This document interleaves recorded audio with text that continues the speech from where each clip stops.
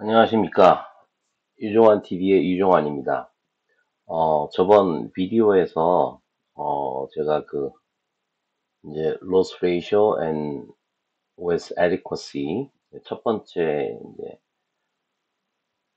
비디오를 녹화해서 게재했는데, 요번에 이제 두 번째 시간으로, 이거를 이제 제가 제목을 LRC, 그러니까 liability for remaining coverage, remaining service period, 에 이제 관련된 것이라고 한 이유는, 지금 한국에서 이제 미래 이제 보험금 지급, 그다음에 이제 손해액 지급과 관련해서 주로 이제 손해율을 가지고 이제 쓴다 이거죠. 그래서 이제 거기에 착안해서 제가 이제 그거하고 좀 유사한 개념을 설명드리기 위해서 이제 첫 번째 시간을 만들었고, 이제 두 번째 부분을 만들어 보도록 하겠습니다.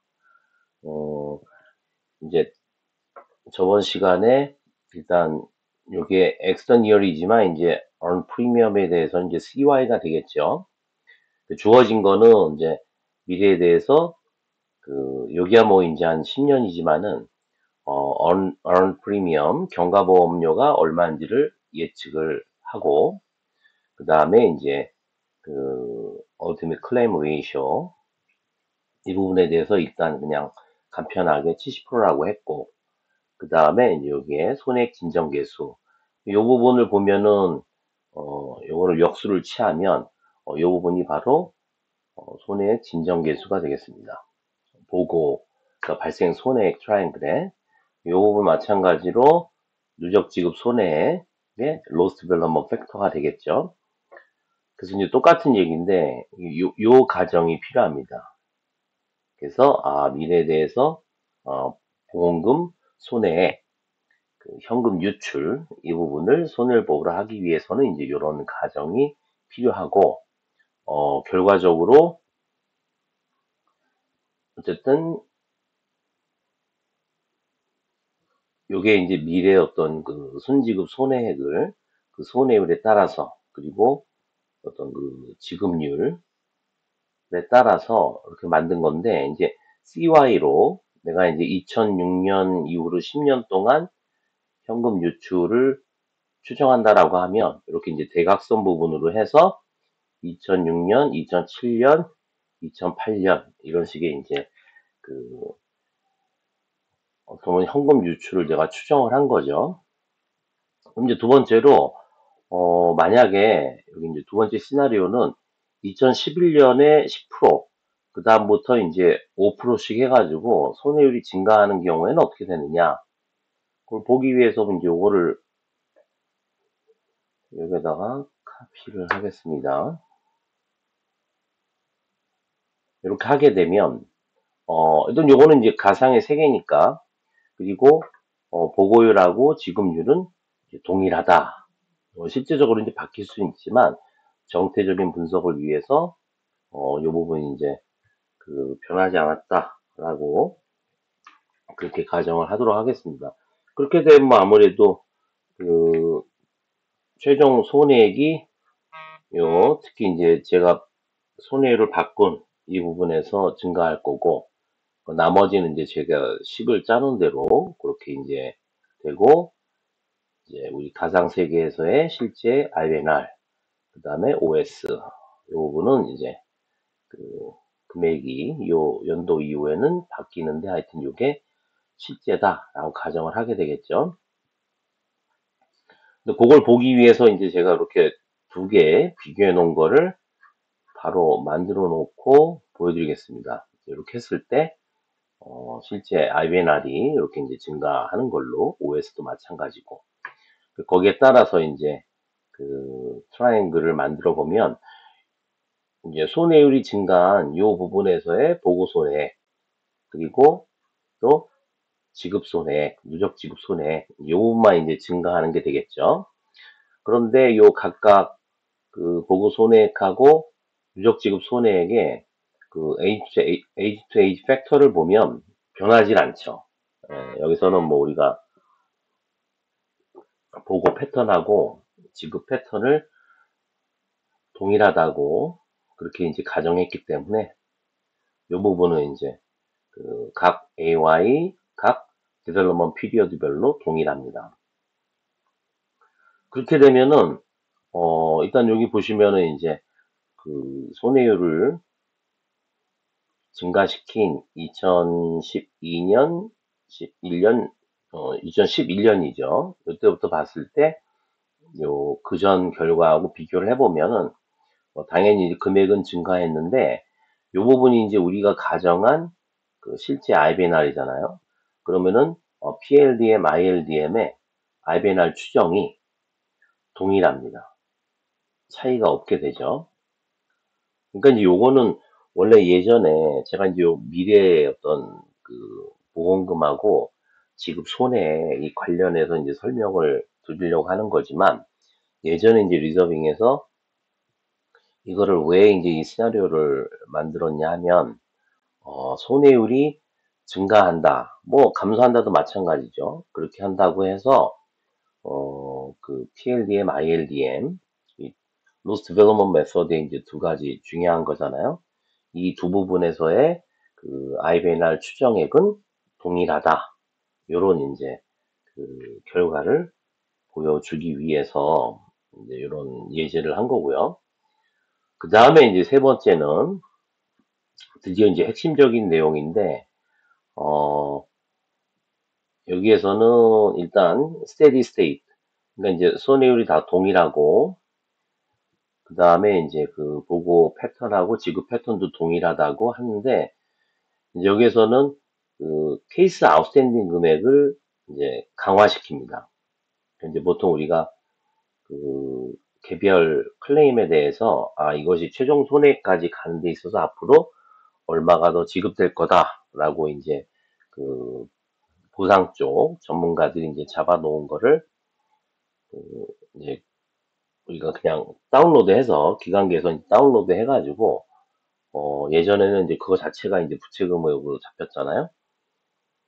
그런데 그 부분이 적정하지 않다라고 이제 새로 이제 부임한 뭐 사장이나 아니면 클레임 쪽에 그 디파트먼트 헤드가 이제 경영진하고 논의를 해서 바꿨다라고 한번 생각을 해보십시오.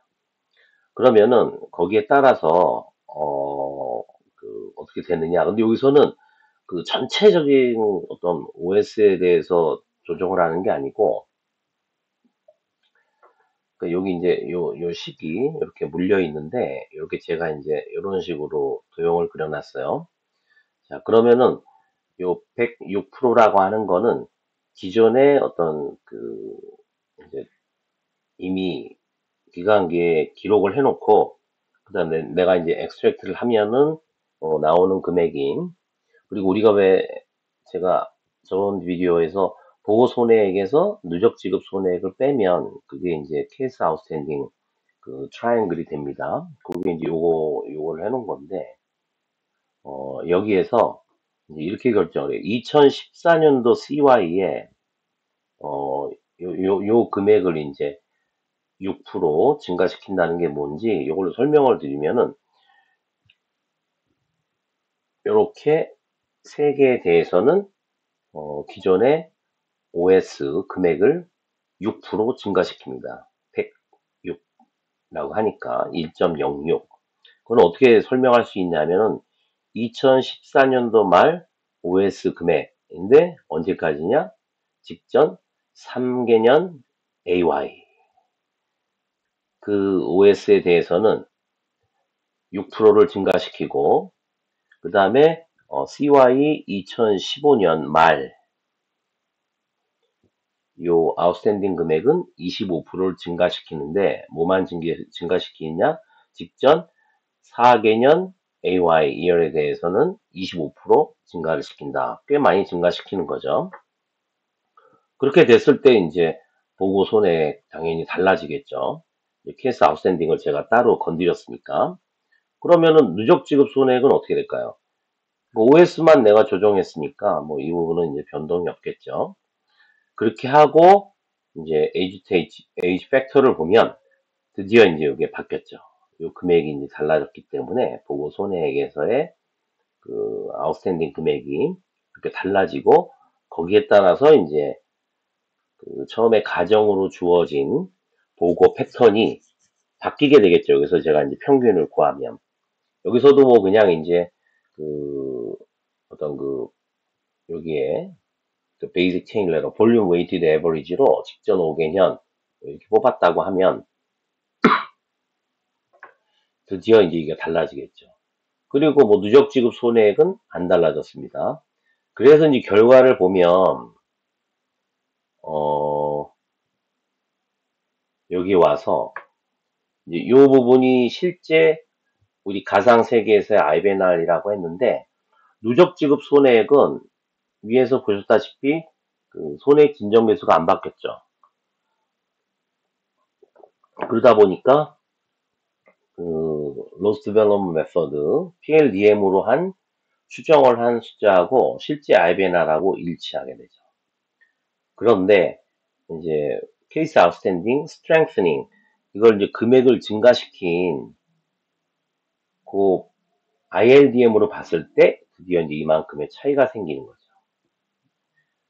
그래서 이제 IBNR 금액이 총 합으로 봤을 때 물론 이제 내가 케이스 아웃스탠딩 금액을 바꾼 그 2014년도에는 직전 3엑스런이요. 2015년에는 직전 4개 사고년도. 여기에서의 이제 금액이 달라지는 거죠. 요 위까지는 똑같은데. OS 금액을 증가시키고, 거기에 따라서 이제 내가 전체 그 에이지 투 에이지 팩터로 에버리징을 했는데, 볼륨 웨이티드 에버리지로 그게 달라짐에 따라서 IBNR 금액이 드디어 이제 차이를 나타나게 되죠. 그래서 우리가 PLDM, ILDM 했을 때 이 두 개가 이제 실제적으로는 차이가 나죠. 여기서 이제 정태적으로 바꿨는데 이게 말하는 게 뭐냐면 그 이전의 프랙티스에서 리저빙에서 내가 PLDM, ILDM을 이용해서 INR 에스티메이션 했을 때 두 개가 차이가 나는 거죠. 근데 그 차이가 뭐 때문에 나느냐? 바로 OS 에리코시, OS를 과연 그 클레임 쪽에 어저스터들, 보상 전문가들이 각각 개별권에 대해서 과연 적정하게 쌓았느냐. 이제 그것도 이제 하나의 전문성인데, 그, 이제 사람이 정보를 듣고 하는 일이기 때문에 이걸 과연 100% 내가 적정하게 쌓을 수 있느냐라고 하는 것이 이제 일단 해석할 수 있는 거고, 아주 나쁜 방향으로 이제 설명을 하면 이제 케이스 아웃스탠딩 금액을 매니플레이션 하면 어떤 의도에 의해서 뭔가 안 좋게 조정을 하면 계리적인 어떤 테크닉에 있어서 KLDM, ILDM이 드디어 차이를 보인다라고 하는 거죠. 그래서 이게 이제 뭐 전 세계적으로도 일단 기본은 PLDM, ILDM을 써야 되기 때문에 두 개가 차이가 나는 거는 이제 케이스 아웃스탠딩 이 금액에 의해서 차이가 나는 거고 따라서 이제 케이스 아웃스탠딩 에디커스라고 하는 게 이제 계리 쪽에서의 어떤 그 아주 중요한 실무 중에 하나가 되는 거죠. 여기서 이제 무조건 뭐 이제 요 결과를 보고서는 나는 무조건 페이를 로스 가지고 하겠다. 예전에 이제 그런 식으로 그 결론을 낸 건 아니고요. 그러니까 하나보다는 두 개가 나은 거고 이제 그렇게 내가 그 다양한 방법에 의해서 얻은 거. 물론 이제 요 로스 디벨롭 메서드도 두 가지가 있지만 나머지들도 제가 뭐 이제 쭉 설명을 원하시면은 드릴 텐데 그 두 가지 차이가 이제 그래서 난다. 또 이제 마지막으로 한 번 더 하나 더 해보면은 이 두 가지가 이제 겹쳐지면 그러니까 손해율도 아까 봤지만은 그 IBNR 에스티메이션은 크게 차이가 없었는데 손해율도 이제 증가를 하고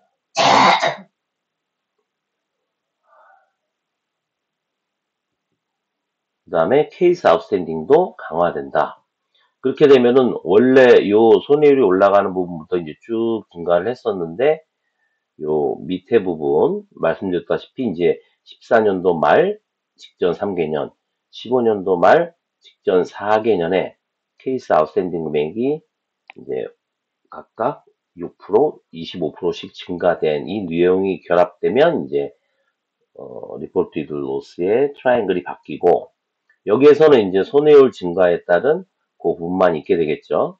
그래서 그 결과를 비교를 해보면은 일단은 뭐 그 손해율 증가에 의해서 금액도 증가를 하고, 이제 그 케이스 아웃스탠딩의 금액도 증가를 했으니까 두 가지가 합쳐져 가지고 액츄얼 IBNR 부분의 격차는 더 그만큼 커지겠죠. 그래서 요 시나리오 하에서 보면은 PLDM은 지금 실제 IBNR 숫자하고 거의 차이가 없다라고 이제 봐야 되겠죠. 그런데 이제 ILDM 보고 손해 가지고 한 거는 여기에서의 요 격차보다 요 격차가 이제 더 커지게 되는 거죠. 그래서 이제 두 가지가 합쳐지니까 더 이제 큰 결과가 난다. 이제 이렇게 이해를 하시면 될 것 같아요.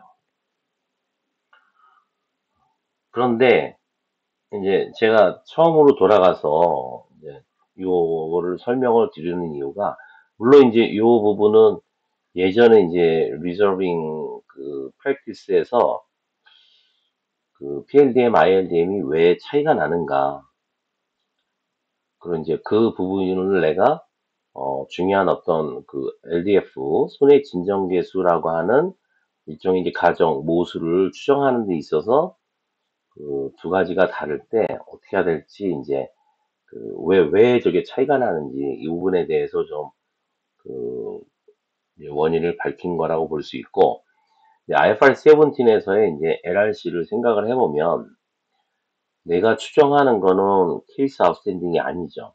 그러니까 그 예전에도 이 부분을 이제 하나의 그 어떤 뭐 지금도 사실은 이제 LIC 모델에서 미래 추가적으로 지급되는 부분이라고 한다면, 뭐 예컨대 여기 제가 이제 그린 데서 이렇게 생각할 수 있겠죠.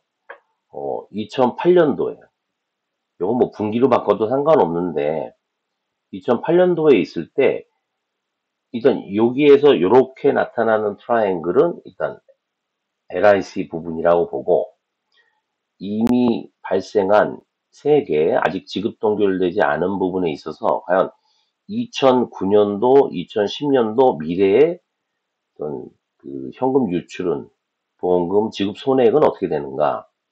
그렇게 되면 여기에서 2009년은 LIC로 보면 이렇게 된다는 거죠.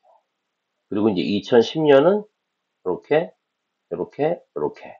그게 이제 LIC를 내가 별도로 측정을 하는 데 있어서의 그런 미래 현금 유출이고, LRC는 이제 미래의 부분이겠죠. 그래서 2009년이면은 여기, 2010년이면 이렇게, 이렇게, 그렇게 구분이 되는 겁니다. 측정할 때 이제 두 가지가 나눠지는데,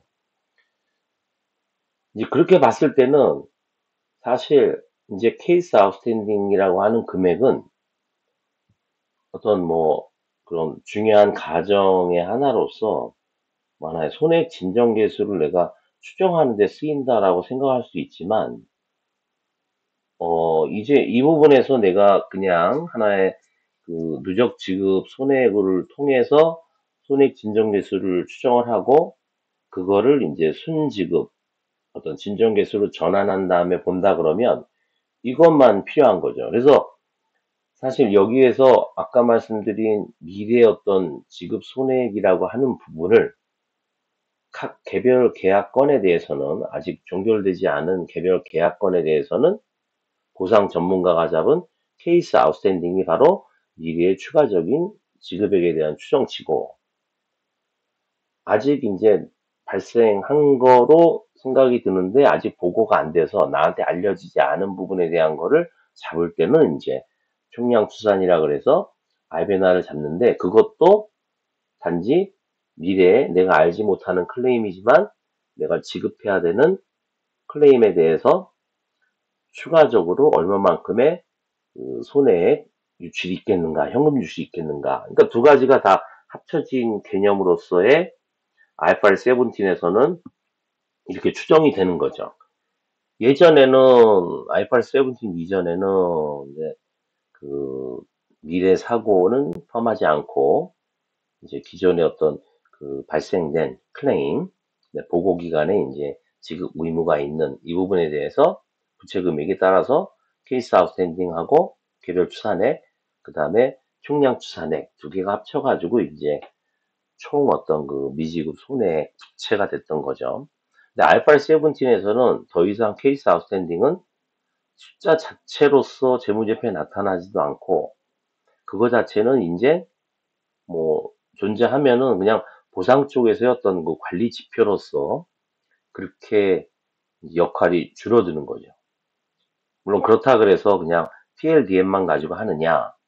물론 이제 뭐 이제 그 ILDM 가지고도 두 개를 비교할 수 있겠지만 여기서 이제 봤다시피 케이스 아웃스탠딩이라고 하는 것이 클레임 쪽에서 잡는 이 숫자가 과연 적정한가라고 하는 거를 추가로 봐야 되는데 여기에는 이제 내외적인 어떤 그 우리가 순수하게 분석해야 되는 변동 요인이 있고 또 하나는 매니플레이션에 되게 약한 부분이 있기 때문에 이제 IFRS 17에서는 이제 되게 어떤 그 지급 손해액 이 부분이 이제 더 중요성을 띄어야 되고 이 부분도 그렇다면은 순수하게 그럼 이렇게 어떤 케이스 아웃스탠딩하고 다르게 무조건 100% 순수 아니야.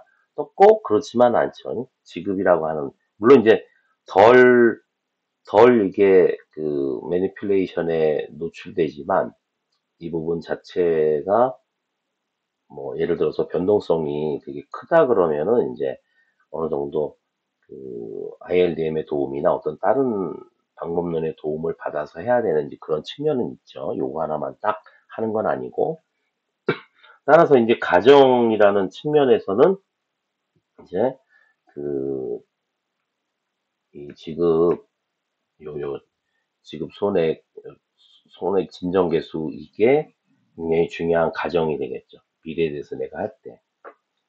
그리고 이제 또 하나 말씀드리고 싶은 게 IFRS 17에서는 일단 그 딱 새로운 계약이 들어왔다 그러면 이에 대해서는 최초 인식 시점에 모든 현금 흐름을 계약의 경계, 그다음에 서비스 기간까지 봐야 되잖아요. 그래서 제가 손해보험을 가지고 말씀드리면 계약의 어떤 그 경계는 1년이잖아요. 요때까지만 내가 어떤 그 보험 위험을 커버해주는 그런 계약인데 서비스로 보면 이 클레임이 테일이 길다 그러잖아요. 오래 걸린단 말이에요. 뭐 배상 책임, 사람이 다치거나 어떤 뭔가 남의 피해를 아주 크게 손해를 입혀가지고 배상해 주는 거는 굉장히 테일이 길어요. 10년 이상 갈 수 있단 말이죠.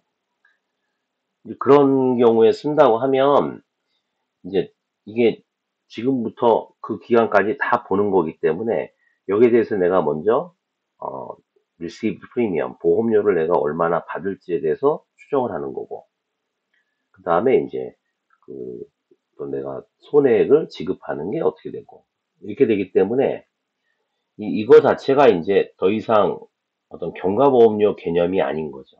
그러면은 예를 들어서 이제 2006년 뭐 1월 1일에 들어온 그런 계약 집합 계약 그룹이 있어요. 거기에서 내가 이제 그거를 이렇게 뭐 손실부담 테스트를 해서 이제 뭐 결정을 하고 이제 측정을 최초 시점에 했다라고 치면 거기에 대해서 이 리튼 프리미엄, 리시브드 프리미엄이라고 하면은 얘는 1년을 다 커버해주는 그런 개념으로 봐야 되죠. 근데 내가 이제 과거 데이터를 그러면 그거하고 맞춰가지고 한다라고 치면 이게 1월 1일에 딱 들어오는 게 아니기 때문에 내가 예를 들어서 이 부분이 과거 어떤 그 과거다. 2015년이고 과거를 본다라고 하면 이 보험료 같은 경우는 이제 하나의 언더라이팅 이어가 되겠죠. 이제 손해보험에서는 이제 그거를 policy 이어라고 하는데 어차피 이제 똑같은 얘기죠. 1년짜리니까 장기는 좀 다르지만 그러면 2006년이 언더라이팅 이어라고 하면 얘를 이제 내가 received premium이라고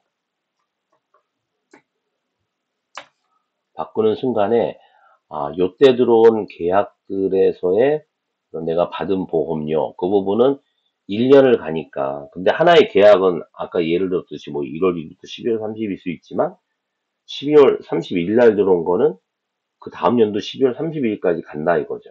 그래서 얘는 되게 계약 스페시픽, 그러니까 계약들을 지칭하는 거고, 그 2006년도 언더라이팅 이어, 팔러시 이어인 계약들에 대해서는 보험료는 어떻게 보면은 그 그룹 전체적으로 보면 2년을 커버하는 거에 대한 리시브드 프리미엄이 되는 거고, 이제 사고가 거기에서 발생한다라고 하는 거는 2개년에 걸쳐서 되겠죠. 왜냐하면 그 특정 언더라이팅 이어 2006년에 들어온 계약들에 대해서 거기에서 사고가 발생하는 거를 추정을 하게 되니까 액션 이어로는 2년 보게 되는 거죠. 이제 그렇게 되면은 이제 그 우리가 요 만드는 어떤 액션 이어 트라이앵글이 2년 기준이 될 수 있고, 어떤 그 지급 패턴 내지는 손해 진정 개수도 2년이 될 수 있고, 그죠? 이제 그 부분이 뭐 그 알파 17에서는 그런 식으로 이제 해야 되는데, 어느 정도 이제 이거를 자꾸 이제 receive 그 earned premium 하니까, 그러니까 명심하셔야 되는 거는 손해율을 내가 미래 어떤 그 지급 손해액 내지는 보험금 현금 유출에 이 방법론을 이용하는 이유는, 이거 같으면 각 해당되는 연도의 경과보험료에다가 이거를 곱해서 최종 손해액이 추정이 되고, 그 다음에 또 하나의 어떤 loss development factor, 특히 이제 지급율, 그죠? 이거에 따라서 각 CY별 순지급 손해액을 추정하는 게 목적이라 이거죠. 그런데 내가 IFRS 17에서는 별로 쓰지도 않는 경과보험료를 해야 되느냐? 여기서는 이제 물론 이제 리튼 프리미엄 예전에 개념을 했지만 기준서에서는 이제 프리미엄 리시브드가 되기 때문에 일종의 이제 뭐 실제 받은 보험료가 되겠죠. 리튼 보험료는 어떻게 보면 이제 그 하나 이제 적용 보험료 이런 개념도 있는 거고, 그런 차이가 있으니까 얘하고 율이 애플스 대 애플이 돼야 돼요. 그러니까 내가 만약에 여기에서 언더라이팅 이어 리튼 프리미엄을 쓴다 그러면 이 얼티밋 클레임 레이쇼도 데피니션이 바뀌어야 되겠죠. 그래서 이제 여기서 로스 레이쇼를 버리고 클레임 레이쇼를 쓴 거는, 물론 이제 IFRS 17 용어는 아니지만 어쨌든 분모에 리튼 프리미엄이 들어가고 이 개념 기준으로 돼야 얘 곱해서 얘 분모가 이거랑 생략이 되고 그 다음에 분자인 얼티밋 클레임이 나온다 이거죠. 이 개념에 걸쳐서 그게 이제 IFRS 17인 것 같고, 또 하나 제가 보여드리고 싶은 게, 이게 그 손해율이 뭐 만병통치처럼 쓰이는데, 온레벨 말씀을 드리면, 이제 제가 예제를 보여드리면, 예를 들어서 이제 여기가 캘린더 이어, 액션 이어 해가지고 이제 경과보험료, earn premium하고 이제 ultimate loss and loss adjustment loss adjustment expense까지 해가지고 이제 보통 loss ratio를 해요. 근데 anyway 그게 포인트는 아니고, 이제 여기에서의 가정은 뭐냐면, 여기 보시면 알겠지만은 물론 이제 2015년도 말 내가 결산을 하지만 그때 이제 그 실제 경과보험료 각 연도별로 그 부분이 이제 첫 번째 거고, 그 다음에는 이제 뭐 한 2016년이나 뭐 요때 현 요율. 근데 여기서는 이제 주로 요율을 증가시켜 왔단 말이에요. 왜냐하면 손해율이 높으니까 이제 손해율법을 하게 되면 이제 target loss ratio 아니면 permissible loss ratio에 맞춰가지고, 이게 이제 거기에 비해서 높으니까 보험료를 계속 인상시켜 왔다라고 가정을 해보자 이거죠. 그렇게 하면은 내가 온레벨 팩터를 구하면 이 히스토리컬 언드 프리미엄보다 다 커지게 되겠죠. 그래가지고 손해율을 냈어요. 그러면 요게 있는 손해율은 일단 히스토리컬 그냥 온레벨 하지 않은 거. 그 다음에 여기에 있는 손해율은 온레벨 한 거. 이게 보험료가 분모로 들어가는데 여기는 작은 거를 온레벨은 현유율을 기준으로 하니까 튀겨줬잖아요. 그죠? 그러면 요 두 개를 그래프를 그리면 요게 이제 히스토리컬이에요.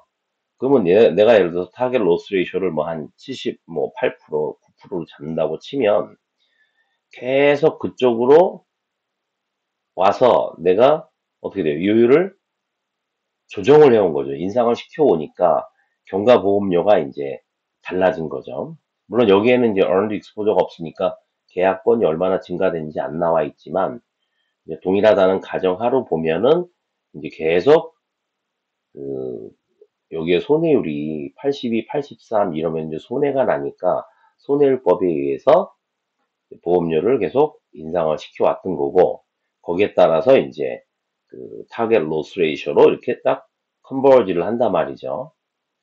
근데 내가 이제 이 해당되는 뭐 5개년도에 손해율을 평균해서 쓰겠다. 미래 어떤 그 요율 조정에 그렇게 되면은 온레벨을 해야 된단 말이죠. 그러면 온레벨한 손해율은 이렇게 되는 거죠. 그 분모가 당연히 이렇게 내가 온레벨링에 의해서 튀겨졌으니까 이렇게 가요. 근데 그러고 나서 얘를 가지고 자꾸 이제 추세를 보는단 말이죠. 그러면 이 추세를 내가 예를 들어서 리그레션 했으면 얘가 쭉 올라가게 되잖아요. 그죠? 손해율이라고 하는 거는 지금 제가 말씀드렸다시피 온레벨을 생각하지 말고 일단 어떤 부분으로 컨버지를 해와야 된다라고 하는 거죠. 물론 이제 그렇게 컨버지를 해온다라는 거는 여기에 있는 경과보험료의 밑바탕이 되는 어떤 그 리튼 프리미엄 하나의 유닛 익스포저당 보험료 이 부분을 내가 계속 인상시켜 왔다는 가정이긴 하지만 자꾸 이렇게 해놓고 여기서 자꾸 트렌드를 잡는단 말이죠. 이 부분이 이제 그 자동차나 일반 보험에서는 이제 유용하지가 않죠.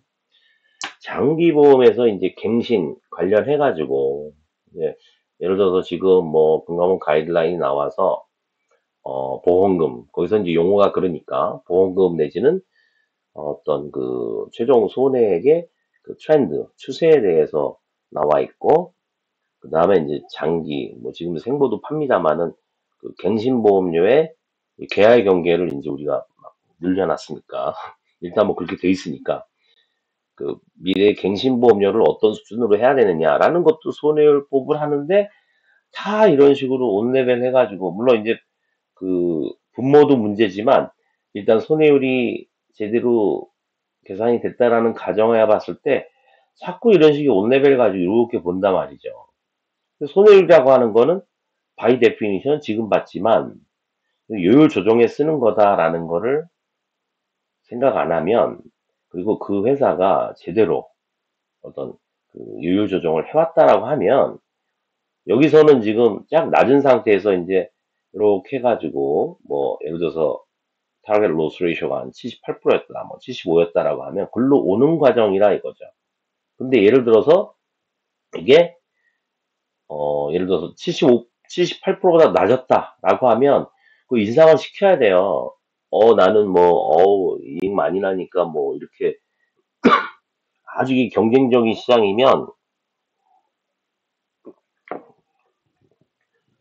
그렇게 자기 혼자 뭐 두야청청 쫙 이익을 낼 수 없는 그런 경쟁적인 시장이 되기 때문에 타겟 로스 레이쇼에 업앤다운으로 움직인다 이거죠. 컨버지를 하는 거예요. 그래서 제가 경험한 그런 그 선진국에서의 특히 이제 자동차나 일반 같은 데서의 요율은 실제로 그 히스토리컬 트라이앵글을 내면 이렇게 타겟 로스 레이쇼 근처로 왔다 갔다 한단 말이죠. 액츄얼리 어떤 그 부지런함과 역량에 따라서 손해율법으로 계속 유율을 조정하기 때문에 그렇게 되는 부분이고 이거를 누가 리그레션을 한다고 전혀 생각을 안 한단 말이에요. 그러니까 그 부분이 이제 지금 딱 굳어져 있어가지고 좀 안타깝고 되게 이제 추세라고 하는 거는 이런 보험료 1원당 최종 손해액이 그거 아니에요, 그죠? 물론 여기에는 LA가 포함되어 있지만 그거보다는 이제 어떤 one unit of exposure, 요 단위의 어떤 최종 손해액, 요것이 이제 어떻게 그 추세를 보이느냐. 그거를 이제 분해하면 이제 빈도, 심도 아니에요? 그래서 빈도는 뭐 하향하고 심도가 늘어나고, 그러니까 증가하고 뭐 이럴 수 있겠죠. 어떤 데는 뭐 빈도가 증가하는데 심도가 감소할 수 있고, 이 각각에 대한 거는 각각 어떤 다이그노스틱스고, 종국에 이제 내가 미래에 대해서 보험금이나 어떤 그 손해액 지급액이 어떻게 이게 증가하느냐 감소하느냐라는 거를 볼 때는 빈도 심도 곱한 원 유닛 익스포저당 최종 손해액이 얼마인지를 가지고 한단 말이죠. 그래서 건강원 가이드라인도 보험금 증가율 같은 경우는 손해를 가지고 한다 이렇게 안 하고 그냥 경험 통계라고 했는데, 그냥 다 통일해 가지고 손해를 하니까, 게다가 온 레벨 해 가지고 하니까 당연히 여기에서 이제 리그레션이 이런 식으로 나타나는 거죠. 그래서 실제 이제 제가 컨설팅을 할 때 이걸 이야기를 해도 뭐 모든 회사가 그렇게 하는데 나보고 뭐 어떡하라는 얘기냐 이런 얘기들이 많이 나오는데, 하여튼 뭐 그 이걸 들으시는 분들은 그걸 좀 이해하시고 이제 미래에는 그런 식으로 좀 실무가 바뀌어야 된다라는 거를 좀 명심을 하셨으면 합니다. 예. 그럼 이걸로 마치도록 하겠습니다. 감사합니다.